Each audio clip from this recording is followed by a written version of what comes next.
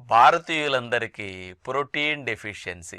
మాంసాహారం తినేవారు కూడా కందిపప్పు తినండి, పెసరపప్పు, శనగపప్పు తినండి. ఎందుకంటే మాంసాహారంలో ప్రోటీన్ ఉన్నప్పటికీ దాన్ని వండుకునే తీరులో నూనెలు, మసాలాలు వేయటం వల్ల ఆ ఘాటుకి ఎక్కువ కూర తినలేం మనం.